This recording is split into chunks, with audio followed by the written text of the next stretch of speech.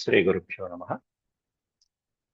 వ్యాస విరచిత శ్రీమద్ మహాభారతంలో సభాపర్వంలో నేడు మనం 51వ అధ్యాయం చెప్పుకుంటున్నాం.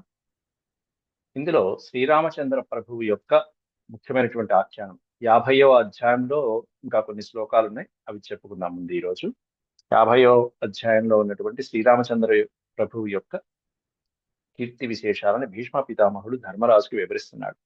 ఆ వర్ణన ఎలా సాగింది అనేటువంటిది నేడు మనం ప్రవచించుకుందాం. ముందుగా దైవస్మరణ చేసుకుని ప్రారంభించుకుందాం ప్రవచన ప్రారంభం. శుక్లాంబరధరం విష్ణుం శశివర్ణం చతుర్భుజం ప్రసన్నవదనం ధ్యాయే సర్వవిఘ్నోపశాంతయే. వ్యాసం వసిష్ఠనప్తారం శక్తేః పౌత్రమకల్మషం పరాశరాత్మజం వందే సుఖతాతం తపోనిధిం. వ్యాసాయ విష్ణురూపాయ వ్యాసరూపాయ విష్ణవే నమో వై బ్రహ్మనిధయే వాసిష్ఠాయ నమో నమః. నారాయణం నమస్కృత్య నరం చైవ నరోత్తమం దేవీం సరస్వతీం వ్యాసం తతో జయముదీరయేత్.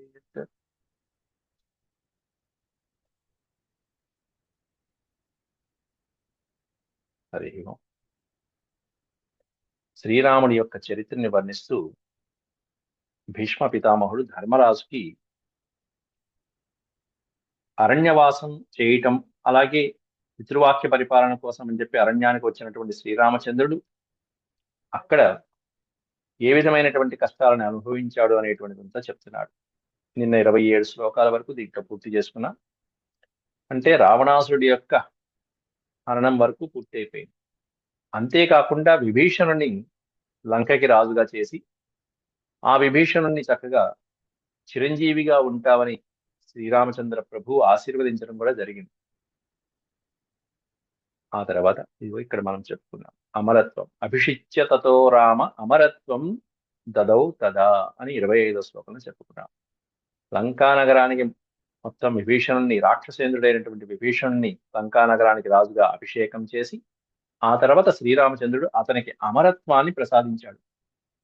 రాక్షసులలో అమరుడుగా చిరంజీవిగా ఉన్నటువంటి వాడు ఇతరొకడు బలిచక్రవర్తి. ఇట్లాంటి వాళ్ళు సుప్రసిద్ధమైనటువంటి వాడు, వీళ్ళకి మరణం లేదు.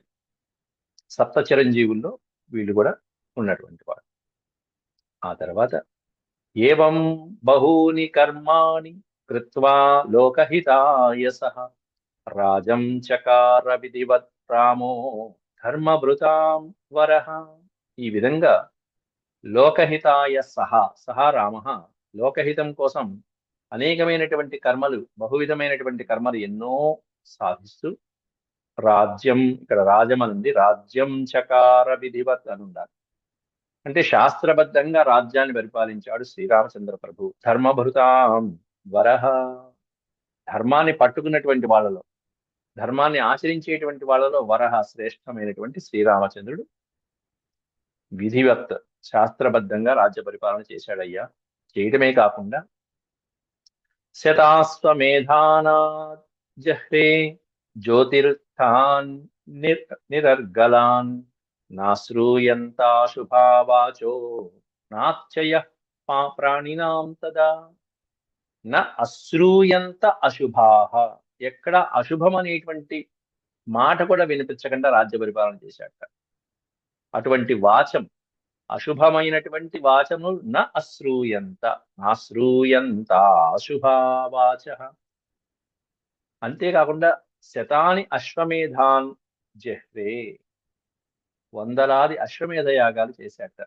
అశ్వమేధ యాగం ఒకటి చేస్తేనే ఒక అశ్వం మొత్తం ప్రపంచమంతా తిరిగి రావటం, ఈ రామరాజ్యాన్ని అందరూ అంగీకరించడం, సార్వభౌమాధికారాన్ని అంగీకరించడం, అట్లాంటి అశ్వమేధాలు వందలు చేశాట. శతాన్యశ్వమేధాన్ జహ్రే జ్యోతిర్థాన్ నిరర్గలాన్. అద్భుతమైనటువంటి ప్రకాశవంతమైనటువంటి రాజ్య స్థాపన చేసి నాత్యయ ప్రాణినాం తదా.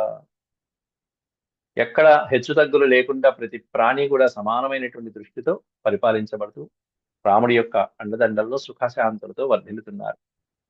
దొంగల భయం లేదు, న దస్యుజం భయం చాసీత్ రామే రాజ్యం ప్రశస్ ప్రస ప్రశసతి ప్రశసతి ప్రశాస్యతి అంటే ఇంకా బాగుంటుంది. పరిపాలించడం ప్రశాస్యతి అంటే నా దస్యుజం భయం చాసీత్. దస్యుజం అంటే దస్యులు అంటే దొంగలు. దస్యుజం అంటే దొంగల వలన పుట్టినటువంటి కలిగినటువంటి భయం అనేటువంటిది నచాసీత్. ఎక్కడ? రామే రాజ్యం. రాముడు రాజ్య పరిపాలన చేస్తూ ఉండగా ఎక్కడ దొంగల భయం అనేది లేదు. అది రామరాజ్యం అంటే. ఋషీణాం దేవతానాం చ మనుష్యాణాం తథైవ చ. ఋషులు, దేవతలు, మనుష్యులు, ప్రాణులన్నీ కూడా సుఖ సంతోషాలతో ఉన్నాయని చెప్పడం దాని యొక్క అంతరార్థం. పృథివ్యాం ధార్మికా సర్వే రామే రాజ్యం ప్రశాసతి నాధర్మిష్టో నరః కశ్చిత్ బభూవ ప్రాణినాం క్వచిత్. ఈ నాధర్మిష్ట అనే పదాన్ని విడతీస్తే నా ప్లస్ అధర్మిష్ట నరః కశ్చిత్ బభూవ.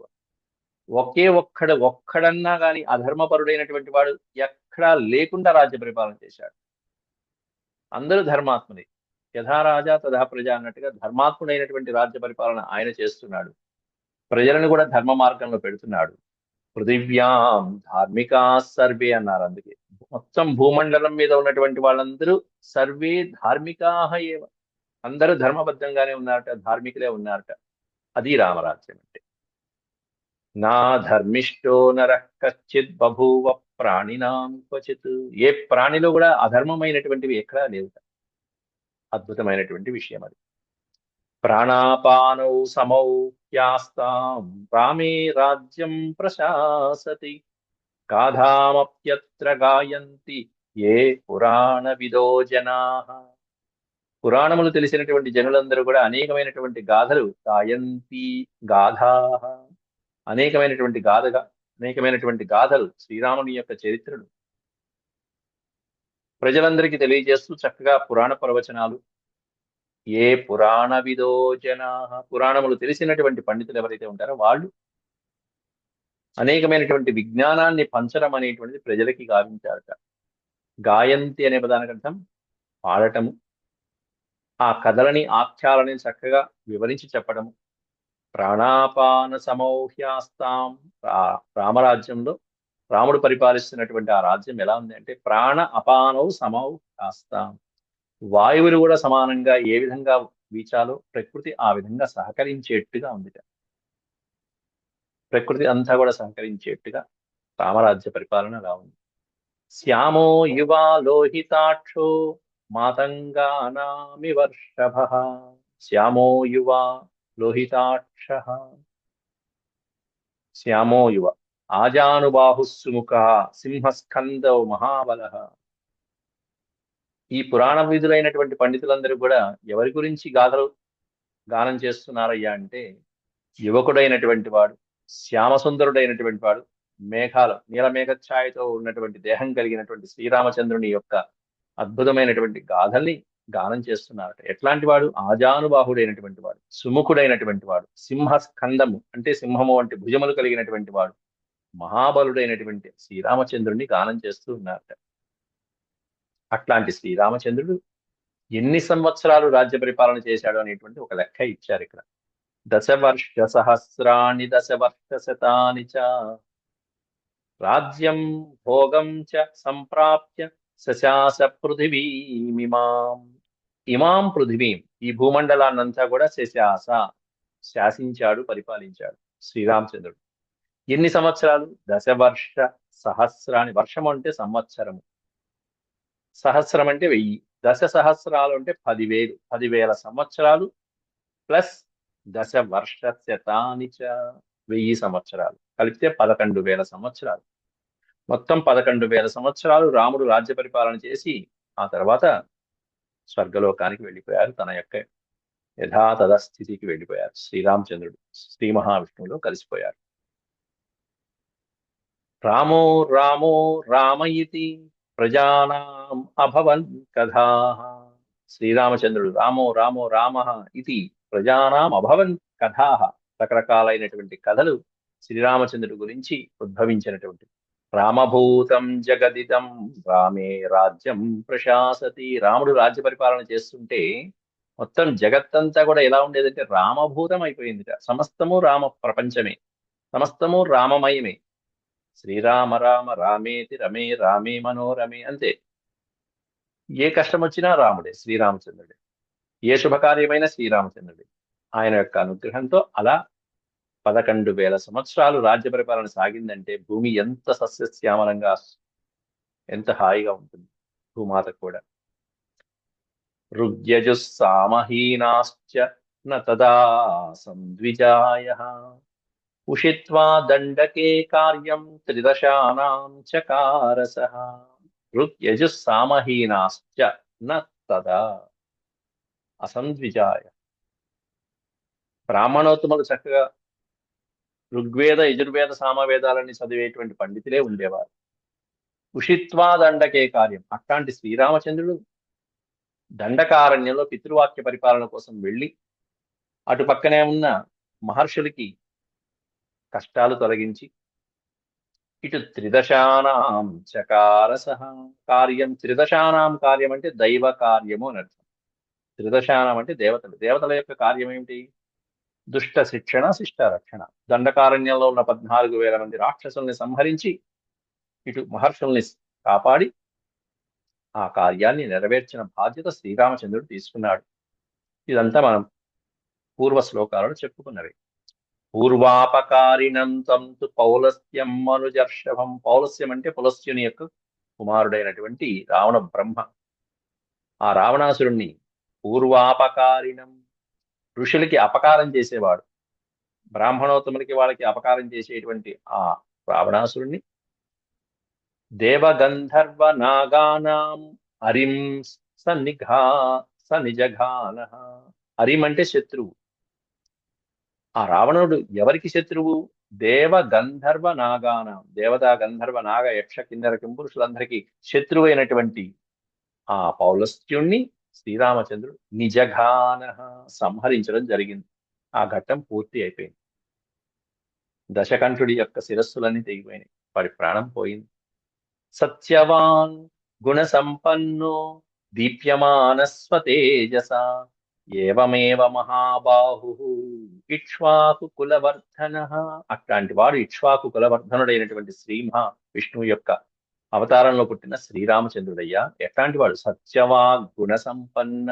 చక్కటి సత్యవాక్కులతో అసత్యం అనేది తెలియదు ఆయన నోట వెంట. ఒకటే మాట, ఒకటే బాణం. అట్లాంటి గుణ సంపన్నుడైనటువంటి వాడు దీప్యమాన స్వతేజస, తన యొక్క తేజస్సుతో ప్రకాశించేటువంటి వాడు. ఏమిటా తేజస్సు అంటే ధర్మం అనేటువంటి తేజస్సుతో ప్రకాశించేవాడు. రావణం సగణం హత్వా దివమాక్రమతా విభూ. రావణాసురుణ్ణి తన యొక్క సగణం, రాక్షస గణాలతో పాటుగా బంధుమిత్ర సపరివారంతో రావణాసురుణ్ణి వధించి హత్వా దివమాక్రమతాభిభూ, దివ్యలోకానికి చేరుకున్నాడయ్యా శ్రీరామచంద్రుడు అంటూ భీష్ముడు ధర్మరాజుకి ఈ ఆఖ్యానాన్నంతా చెప్తూ వస్తున్నాడు. ఈ విధంగా ఇది దాశరథే ఖ్యాతః ప్రాదుర్భావో మహాత్మనః. ఈ విధంగా దశరథ కుమారుడైనటువంటి దాశరథుడి యొక్క ఖ్యాతి ప్రాదుర్భావో మహాత్మనః. ఇదిగో ఈ మహాత్ముడైనటువంటి శ్రీ మహావిష్ణువు యొక్క అంశతో పుట్టాడయ్యా. ఈ విధంగా రామావతార ఘట్టం గురించి చెప్పాను. ఇక ఇప్పుడు తతః కృష్ణో మహాబాహు భీతానాం అభయంకరః. భీతానాం అభయంకరః. భయపడేటువంటి వారికి అభయం ఇచ్చేటువంటి వాడు. అంటే దీనులైనటువంటి వాళ్ళని కాపాడేటువంటి వాడు, సజ్జనుల్ని కాపాడేవాడు, దుర్జనుల్ని శిక్షించేటువంటి వాడు. ఎవరి అంటే మహాబాహు శ్రీకృష్ణ. ఇక శ్రీకృష్ణ అవతార ఘట్టాన్ని వివరిస్తాను వినునాయన అంటూ భీష్మ పితామహుడు 40వ శ్లోకం నుంచి శ్రీకృష్ణ పరమాత్ముడి యొక్క అవతార లీలను వర్ణించాడు. దీంట్లో 7 శ్లోకాలు చెప్పుకుని రేపటి పాఠంలో మరొక అధ్యాయం కూడా రేపు పూర్తి చేసుకున్నాం. అంతవరకు సెలవు. అంటే రామావతార ఘట్టం వరకు ఓ బిట్ అయిపోయింది. ఓం శాంతి శాంతి శాంతి. ఏదక్షరపద భ్రష్టం మాత్రాహీనం చ యద్భవేత్ తత్సర్వం క్షమ్యతాం దేవ నారాయణ నమోస్తే. సర్వం శ్రీకృష్ణార్పణమస్తు. హరి